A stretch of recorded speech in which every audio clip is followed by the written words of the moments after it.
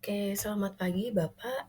Saya izin merekam diri saya untuk menjelaskan tentang materi basis data 084827134. Nama saya Mardika Wulansari. Saya di sini ingin menjelaskan untuk materi berpraktik dari basis data, di mana pada soalnya di sini adalah pada sebuah perguruan tinggi negeri, mahasiswa akan mengambil mata kuliah yang ditawarkan, di mana setiap mahasiswa dapat mengambil minimal satu, namun dapat mengambil beberapa mata kuliah juga dalam satu semester, dan setiap mata kuliah hanya diajar oleh satu dosen. Oke.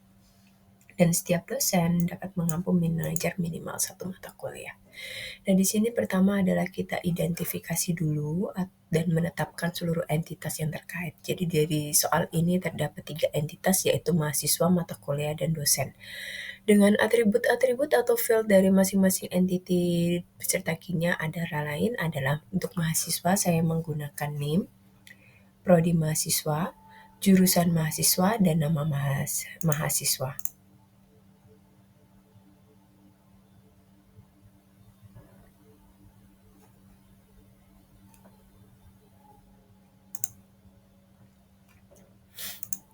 Sementara untuk mata kuliah saya menggunakan kode mata kuliah, nama mata kuliah, dan SKS-nya. Untuk dosen saya menggunakan NIDN atau nomor induk dosen nasional, nama dosen, serta jabatan dosen. Untuk jabatan dosen di sini opsional ya Pak.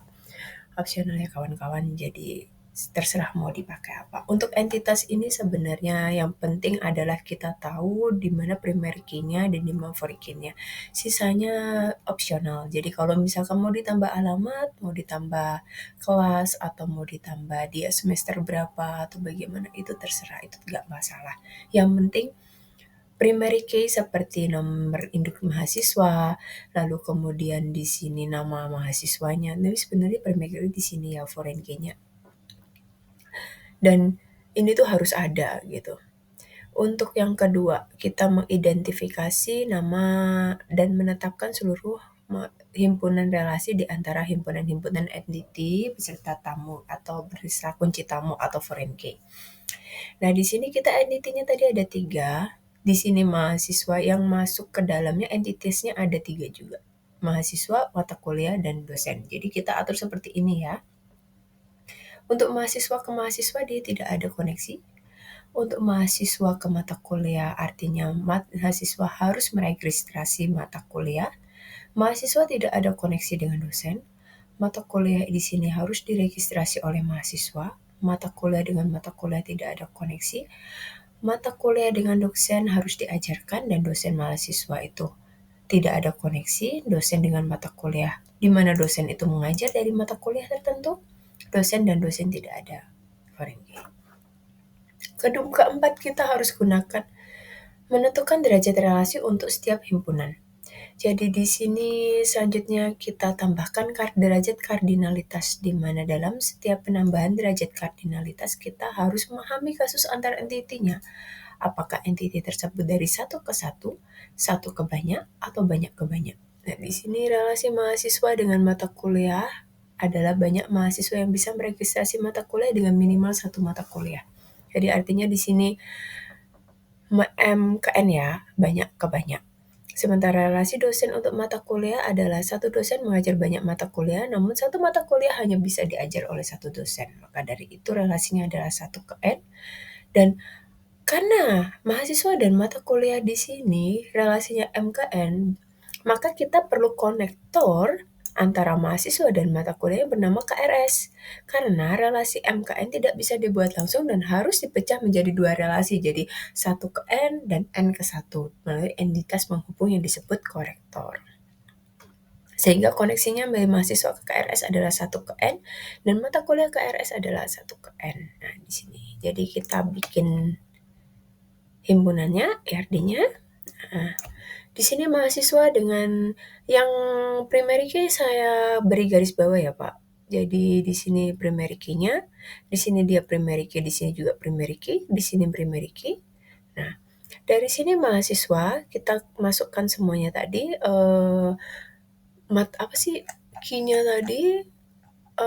Di sini atributnya, kita masukkan semua ada NIM, prodi, nama, jurusan. Di sini juga KRS, awalnya saya bikin seperti itu dulu. Kode mata kuliah dan SKS, lalu kemudian ini juga. Setelahnya satu mahasiswa meregistrasi ke KRS, tapi registrasinya ini dari KRS ke sini itu bisa diregistrasi oleh banyak KRS yang bisa diregistrasi oleh mahasiswa gitu. KRS di sini kalau ada yang crossfit seperti ini artinya many. Kalau ada satu di sini, satu di slash itu artinya dia one. Jadi ini artinya one to many ya. Di sini KRS ke mata kuliah artinya sama untuk many. Jadi KRS di sini karena ada nih mata kuliah ini, jadi satu KRS bisa meregistrasi mata kuliah gitu, diregistrasi mata kuliahnya. Jadi mahasiswa di sini bisa meregistrasi satu KRS, tapi mahasiswa ini juga bisa ambil banyak KRS begitu. Nah, di sini mata kuliahnya bisa diajar oleh dosen. Nah, banyak mata kuliah bisa diajar oleh dosen, tapi dosen hanya bisa mengajar dari satu mata kuliah. Itu artinya di sini. Jadi kalau memang dia seperti kita masukkan ya koneksi yang ada di sini ke sini ya. Jadi karena dia MKN, jadi kita pecah satu ke N ke 1. Nah, di sini jadi mahasiswa 1 ke N ke 1 mata kuliah. Nah, di sini mata kuliah ke dosen dia 1 ke N, 1 ke banyak, tapi mengajarnya satu mata kuliah hanya bisa diajar oleh satu dosen. That's why kita harus pakai /2 gitu. Dan jika kita bikin ARD untuk dalam bentuk tabelnya, maka kita bisa bikin seperti ini. Ini primary key untuk mahasiswa itu ada 1, KRS itu ada 1 dan 2 primary key-nya.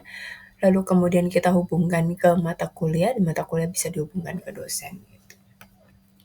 Jadi di sini satu mahasiswa bisa registrasi banyak mata kuliah, tapi mata kuliahnya itu masing-masing kita cuma bisa satu-satu seperti itu. Jadi saya sebagai mahasiswa cuma bisa registrasinya itu satu-satu.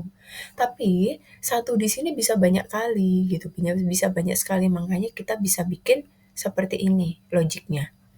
Sementara dosen hanya bisa mengajar satu mata kuliah seperti itu.